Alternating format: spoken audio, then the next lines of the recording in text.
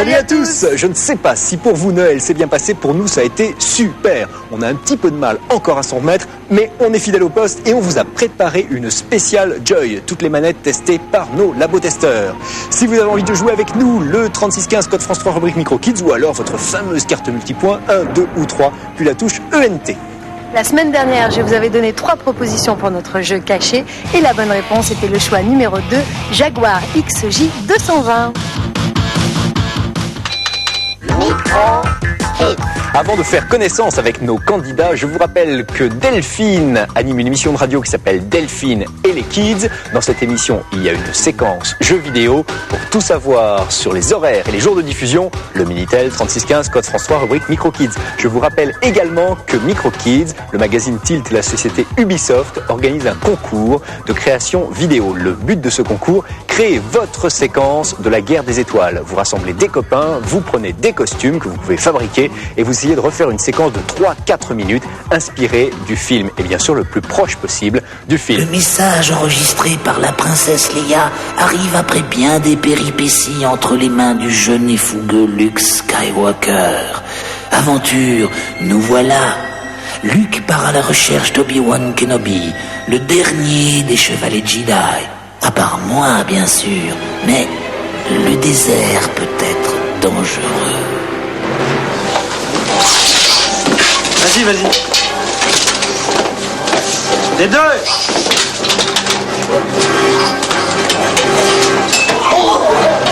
Prêt.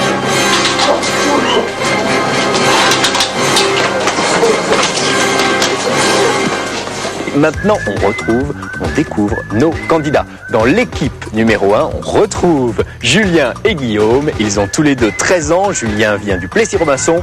Guillaume vient de Sceaux. Et ils ont déjà remporté 3 jeux sur Super Nintendo la semaine dernière. Et dans l'équipe numéro 2, 2 nouveaux candidats. Il s'agit de Philippe et Olivier qui ont tous les deux 14 ans et qui viennent de Strasbourg. Philippe, quelle console possèdes-tu? Une Game Boy. Une Game Boy. Tu as d'autres passions que les jeux vidéo? Oui, le basket. Le basket. Et toi, Olivier? Je possède une Game Boy et un Amiga. Une Game Boy et un Amiga. Et tu as aussi une autre passion? Le rugby. Le rugby. Tu joues bien? Ouais. Tu as envie de continuer? Ouais. Tu sais que Guillaume est également un passionné de rugby. On pourrait organiser une équipe Micro Kids. D'ailleurs, s'il y a d'autres passionnés de rugby parmi les téléspectateurs, qu'ils nous le fassent savoir. On démarre tout de suite avec les 3 premiers titres pour le premier jeu à identifier. Ce jeu est-il Metroid 2, Burger Time ou Marble Madness? Guillaume. Marble Madness. Marble Madness sur Mega Drive. Une bonne réponse, un premier point marqué. Deuxième jeu à identifier.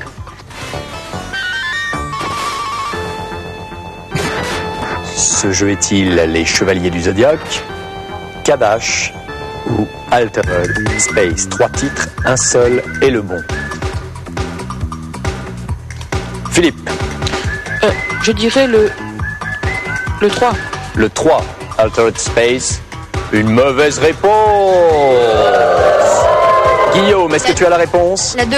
Kadash sur Mega Drive. Une bonne réponse, un deuxième point marqué par Guillaume. Troisième et dernier jeu à identifier.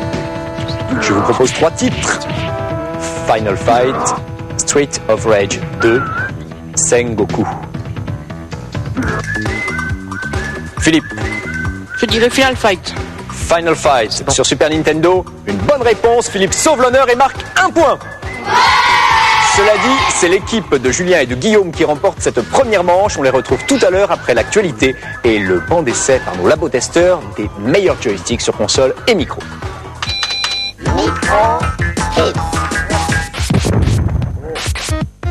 Les zombies attaquent. Zombies Ate My Neighbors de Konami et LucasArts sur Super Nintendo va vous mettre aux prises avec une horde de morts-vivants bien décidés à envahir votre quartier et prêts à dévorer tous ceux qui se trouveront sur leur passage.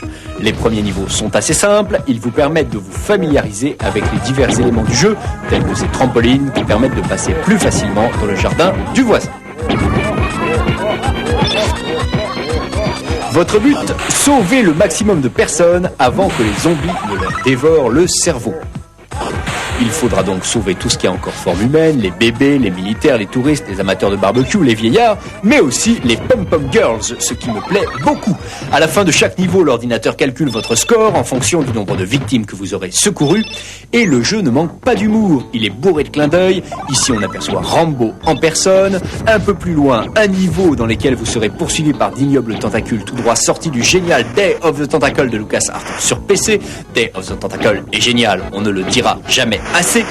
Et les programmeurs n'ont pas hésité à exploiter les idées les plus folles. La fiole que vous trouverez dans ce labo vous permettra de vous transformer en loup-garou pendant quelques instants. Les monstres, eux aussi, sont totalement délirants. Vous aurez souvent à faire face à des ennemis qui donnent plus envie de rire que de trembler de peur, comme ces adorables bambins armés de grosses haches. 50 niveaux et un soft plein d'humour, des graphismes détaillés, des personnages rigolos, et en plus, il est possible de jouer à 2 simultanément. Difficile de résister, notre note 18 sur 20.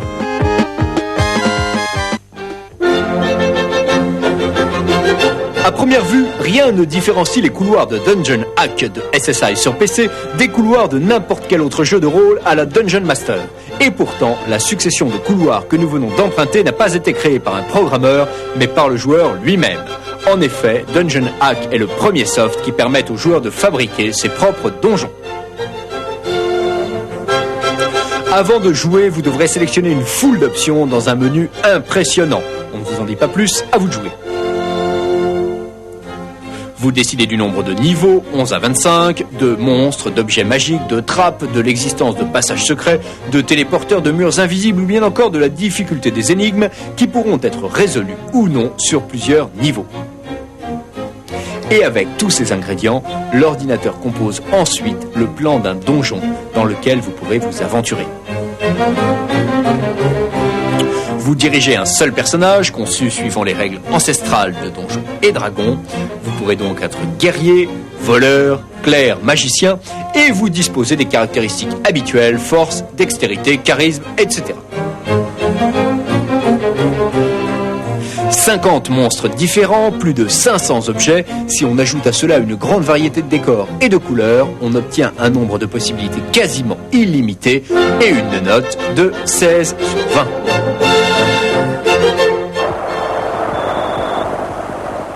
FIFA Soccer de Electronic Arts sur Mega Drive est une des meilleures simulations de foot du moment.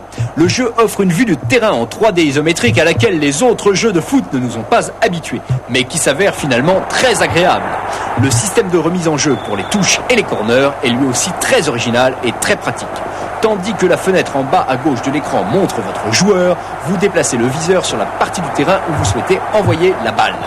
Les sprites des joueurs sont gros et bien animés, ce qui rend les actions beaucoup plus spectaculaires. Les joueurs sont capables d'effectuer des têtes, des dribbles, des amortis, mais aussi de terribles tacles tels que celui-ci. L'arbitre n'a rien vu, on continue.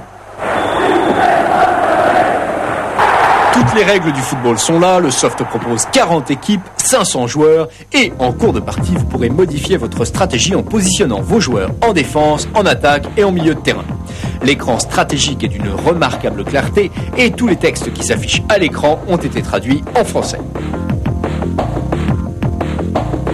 Certaines actions semblent parfois à la limite de la légalité, comme ce penalty marqué de façon plutôt douteuse. Mais la jouabilité est au rendez-vous et le principal, c'est qu'on s'amuse. Lorsqu'un but est marqué, c'est l'euphorie. Le buteur se laisse aller à quelques acrobaties sous les acclamations de la foule dont les cris sont remarquablement bien rendus. Et à la fin du match, les vainqueurs exultent de joie en se congratulant mutuellement, tandis que la foule en délire lâche des ballons sur le terrain. Des petits détails, mais qui contribuent grandement à l'ambiance délirante du jeu. Que ce soit contre l'ordinateur ou contre un adversaire humain, les parties sont toujours très excitantes. Mais FIFA Soccer dispose d'un énorme avantage sur tous ses concurrents. Il est possible d'y jouer à 4 simultanément grâce à un dédoubleur de joystick. Difficile de trouver mieux en matière de jeux de foot sur Mega Drive. Notre note, 19 sur 20.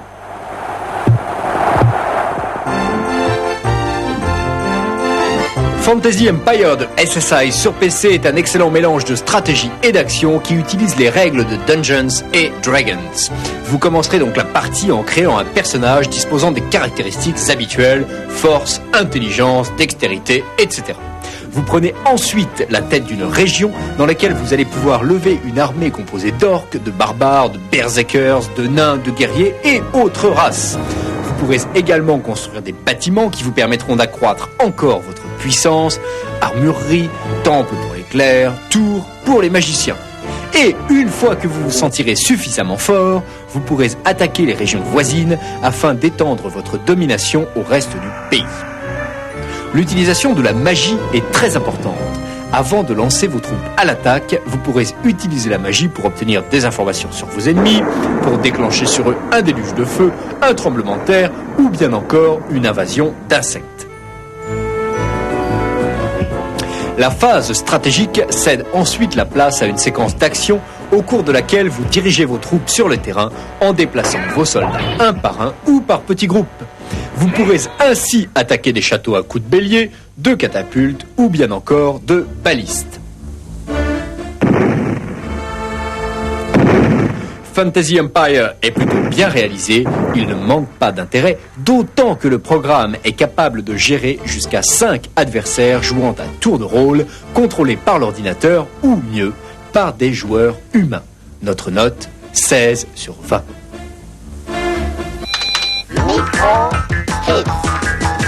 La SN programmable de Kickjoy est désormais le meilleur joystick sur Super Nintendo. Il détrône enfin la JB King. Alors, ce joystick est d'une ergonomie vraiment parfaite. On peut programmer 3 prises. Il y a aussi des prises préenregistrées pour Street Fighter 2 et Fatal Fury, ce qui est vraiment très très bien pensé. Il y a les autofire pour tous les boutons. Il y a le mode slow. Et on a un affichage digital pour voir absolument tout ce que l'on fait. Pour les fans de flipper, il y a même des boutons L et R tout à fait à droite et à gauche de la console. La Dual Turbo de Acclaim est une manette infrarouge, donc vous pouvez jouer loin de votre console. Et il n'y a pas de retard sur les commandes. On observe les options normales comme le turbo et le slow. En bref, c'est une manette très ergonomique et que je conseille à tous les joueurs.